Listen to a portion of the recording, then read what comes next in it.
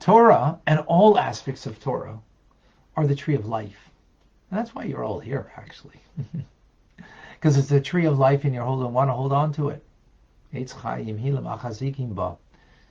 We sense the life that it gives us, but it's a lot more than even what we sense. Far and above and beyond. Because Torah is God's wisdom, and God's wisdom is one with God. And that's what we get. But yet at the same time, that Torah, part of the oral teachings, have come down, and the vitality is now embedded in klipa, in a shell that's covering over on the open, apparent, clear holiness. Why would God do that to the Torah? I'll explain why. But what that means is that's part of the teachings of the Torah that is encumbered, that we need to disencumber. We need to take it out of the shell, the klipa, the hiddenness. Much like a discovery in science, right? What does it mean? You discover something that was always there. You just discovered, you didn't create it. So likewise, and even more so, the divine wisdom is encumbered in klipa, in the shell that covers over it, and doesn't allow it to be revealed until we penetrate it and reveal it from its exile. And you know what has the power to do that? You and I. Those that are terrestrial beings in this world. Why? Because we have a material body, and that's what we do with ourselves. What do we do with ourselves? Is that we have a body that has its own agenda, that is not a godly one, its own agenda. It is what we call the serpent's hide, because it derives from klipa. Klipa is noiga, a mixture of good and bad. And because we don't allow the passion of the body to rule over us, we crush the passion and allow the spark of goodness and godliness that's there to be elevated. Since we can do that with ourselves, and that's what we need to do with ourselves, right? To subjugate the negative force within us, that all of the negativity ultimately within us will be dispersed, right? That gives us the capability, because we can do it with ourselves, and we can do it with the world then. And we can even do it not just in the physical world, but we can do it in the world of divine wisdom. That divine wisdom that is in klipa, we can disencumber it from its shell that's covering over it, not allowing it to emerge, that it's in exile, and we have to break it open and discover that Torah teaching. Only we have that here, a soul and a body. You know what doesn't have it? Angels above. Spiritual beings. Souls and angels in the higher world. The souls in Gan Eden. The angels that are there in the higher worlds. They don't have that power, because they can't do that in themselves. So they don't have the power to discover or to find the spark of holiness that's in this world, the divine wisdom. If you want more, and in an intimate and personal setting, together with like-minded people who seek to grow and become their truest self, click the link below in the description and join the Tanya Rabbi community, TRC. You can join the first month risk-free at no charge at tanyarabbi.com/TRC. Click below. Looking forward to seeing you. So you know what the angels above do and the souls? They're waiting to hear from us. Not regurgitating merely the teachings of the Torah, because that's not discovering anything. But when we are able to innovate and to find the secrets of divine wisdom that has hitherto been concealed in klipa, and we reveal it. We're able to reveal the secrets of the wisdom, to discover new insight in Jewish law, in Jewish homiletics, the revealed parts and the mystical parts of the Torah. Each person, according to the nature of their soul, will be where they will be more capable of revealing new insight. And indeed, says the Alter Rebbe, we're even obliged to do this, to uncover the concealed insights of Torah, to discover and reveal secret wisdom of God. Because when we do that, we elevate the sparks that have been allotted to us in our lifetime, to elevate it to the divine.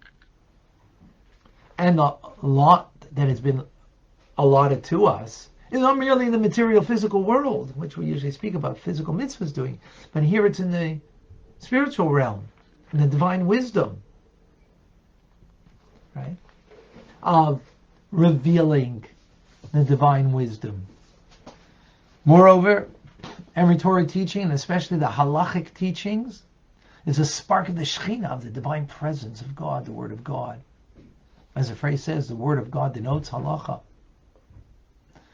And what does it mean? It means, in spiritual terms, Kabbalistic idea, is the Malchus of Atzilus, which is the Shekhinah, the divine presence of God, is garbed with the divine wisdom of God, of Chachma of Atzilus.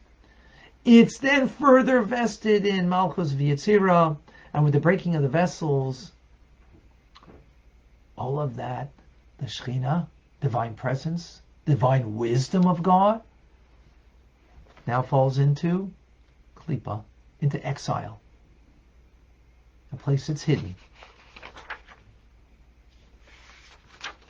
And with this is what the Gemara teaches, the Talmud, the sages teach us, that God says, whoever engages in the study of Torah, I account it as if he's redeemed me and my children from among the nations of the world, meaning you redeem me from Klipa, from negativity.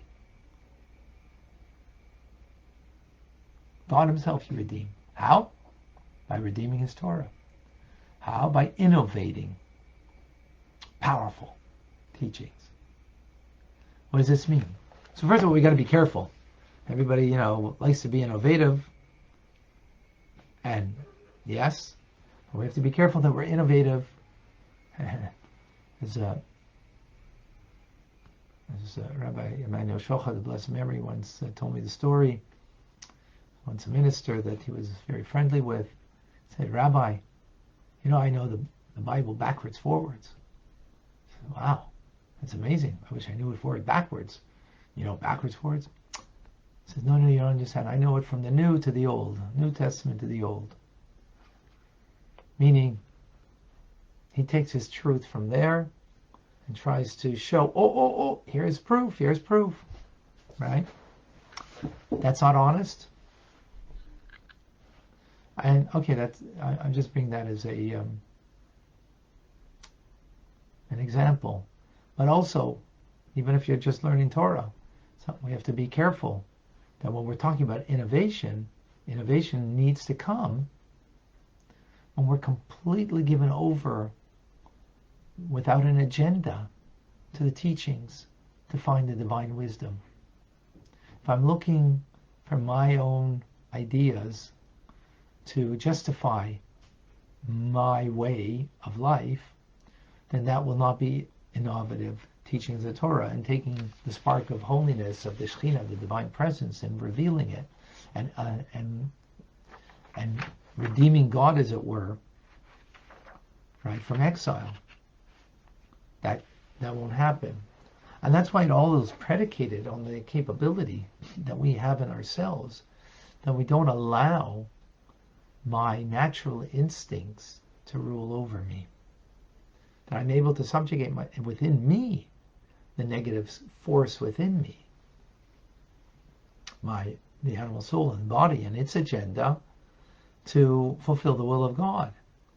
That gives me the power then that not only in doing that, but when I learn Torah, I can innovate in a way that I am subjugating the negative force of this world and the klipa that is exiling an idea of Torah, a teachings of Torah that is hitherto in exile, and we have an obligation, it's actually an obligation on every Jew to bring some form of innovative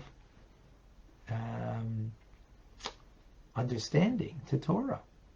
So for some, they're going to be halachic experts, so it'll be in the area of halacha, others might be in mystical, others might be in homiletics, and whatever the case may be. But what an empowerment, what a power that we've been given. Think about it. God's teachings, God needs me to innovate in the teachings, to bring out a new dimension, new idea.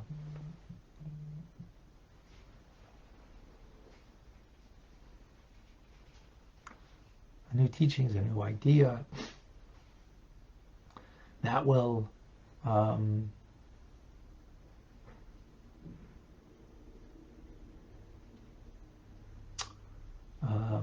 what's the word I'm looking for?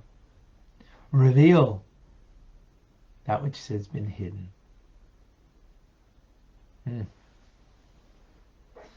All right.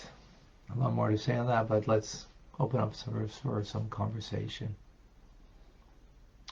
That's real partnership. Kavita, will the Kalipa be broken Mashiach or by us? Us, and that's going to bring Mashiach. Exactly. Anybody else with a question, comment, any thoughts?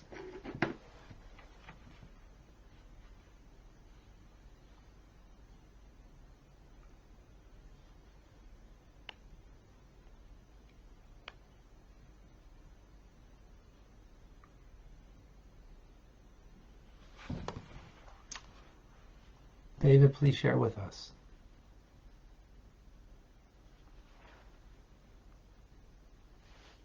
Go ahead, David. All right. And Marcy, please share with us. So we were talking yesterday on Clubhouse about how we develop community and partnership and how to find learning partners, and this feels very resonant because my experience, the way that Torah becomes yours, personal, innovative, is through sharing of ideas with other people and building of ideas together in community. Yes. Yeah. Absolutely.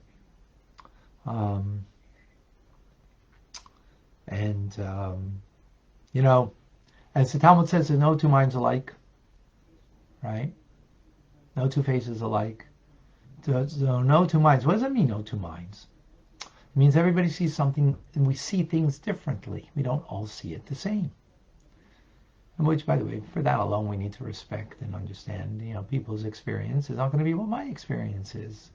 And often we have a difficulty with that, you know. Because what do you mean? I was there, I experienced it, and this is what it is. Well, that's the way you experience it because that's your mind, and no two minds alike. So first of all, that's, you know, to respect. But moreover, because there's no two minds alike, when we really give ourselves over, and this is in the vernacular of Hasidus called bittul. Bittul means subjugating yourself. So let me explain what it means to subjugate yourself to something greater than yourself. Right? Well, what does that mean? So, like, for example, when you subjugate yourself in not doing something, an action, like, you know, your mother told you, don't play with that, and, you know, you might break it. And you listen, you don't play with it. That's a great accomplishment, of course, but that's only an action, because to hold back and not to touch something is a simple, it's simple in the sense you're just holding back by not engaging and not touching something, right? Now, if your mother told you, don't feel that, oh, that's a little more difficult. That's a lot more difficult, right? Because that's a feeling. That's already something a part of me. Don't think that way? Oh, that's entirely different. What do you mean, don't think that way? Maybe that's the way I think. That's the way I see the world. That's the way I experience the world, through the filter of my mind, how I experience and see things, right? So, we have to subjugate that. That's part of the klipa. Not only is it, you know, That's part of the negative force within me, is the way I perceive the world. I may perceive the world not in a wholesome, whole, complete, and worthy way.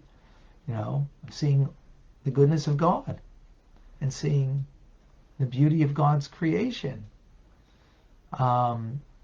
So perception is the hardest thing to be able to put and to transform. So we need to be able to do that in order that when we come to study Torah and to innovate and to give the unique perspective that I have, that it's not just merely my agenda talking, but it's something godly that's talking, that's coming from a wholesome, whole place rather than a broken place. So that's very important, that we should appreciate that notion that, to innovate doesn't mean, oh, okay, let me take, license over here to just, come up with my own ideas on what the Tanya is saying or the Parsha is saying, and so on and so forth, whatever it might be. We have to be careful that we're coming from a place that is not agenda-driven, but is driven by seeking the truth and wanting to understand the truth of the Torah, of God's wisdom, and putting aside any of my biases in order that I can appreciate the truth. And then when I do that, then I could, first of all, understand the teachings as godly teachings, and then I'll have a power to innovate and to bring something new perspective to the teachings. Thank you, Marcy. Thank you. David, or Batya, or both. So what I was saying before is just basically just reiterating, if we're to come from a place of the truth, which is the essence of the Torah, and starting from a proper place, then we could expand on that and derive whatever comes out of there. But in other words, what you're saying is we're going to start from a different place, with this untruthful place, and we're not being honest, and we're looking for our own benefits, and so that in the end, we're not being truthful. We're not being. Well, it doesn't. Yeah, we're not going to be necessarily, giving an innovation in Torah teachings, because it's it's also we're talking about. Yeah, it's amal. It's strenuous, deep, to trying to understand and to bring new insight. Yeah. I mean, to get to real insight, you have to have a real strong background to do that, and we can all make our own interpretations, which maybe comes from. And even if you don't have the strongest background, but if you are, not reading backwards, forwards, in other words, from your own agenda, what's your own agenda? Your own agenda is your animal soul and body that has its own agenda, so coming from there, and trying to, what is the truth of this teachings coming to say, irrespective of of the outcome, so to speak. Yeah. All right, thank you. The Yeah. Vida, will the Kalipa be broken by Mashiach? Okay, you asked that question. We've answered that. How will we know they truly broke Kalipa? Mashiach will be here. Rachel has a question on Instagram.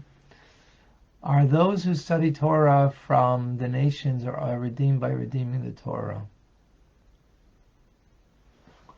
I'm not 100% clear on the question, but those from the nations of the world that study Torah also bring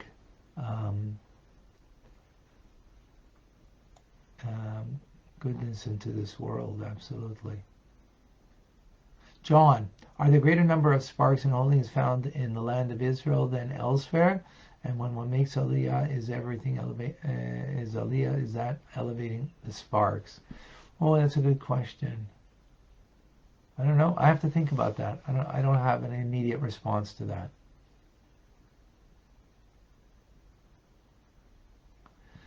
Davida, women are on a higher level spiritually. Will it be easier for them to break the klipa? Good question.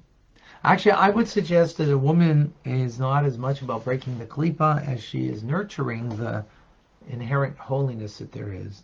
Man, the masculine quality versus the feminine quality. The masculine quality is, slaying the dragons, taking the klipa, the negativity of the world, and breaking the negativity and dispersing the negativity of all evil. The woman is a nurturer, nurturing the child, creating from a house a home, and nurturing. So she's taking that which is inherently holy and elevating that. So actually, this is there not as much the woman's role as it is the man's role. Now, it's a masculine versus feminine. So, we have a man has feminine traits and a woman has masculine traits. How do we know that? Because the power of Bina is a feminine quality. The power of Chachma is a masculine quality. And both men and women have them both. The difference is that a man has more Chachma and a woman has more Bina. Right? Bina, you say, Nitla Leisha, Yosem Ish. Bina, more Bina was given to a woman than was given to a man. It's a feminine quality, but does a man have it? Yes. So that's help clarify something. Okay.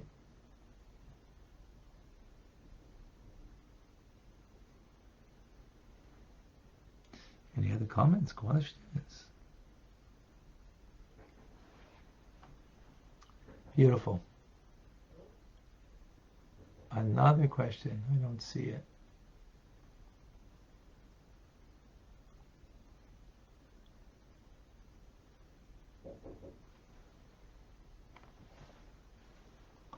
All right, folks. I'm Rabbi Ronnie Fine coming to you from Chabad, Zurich, and Kadesh, Montreal, Canada. It's a privilege and a pleasure to share with you Tanya. Reminder, TRC today at 4:30, New York, Montreal time. And Rambam coming right up. Thank you for joining. Have an amazing day.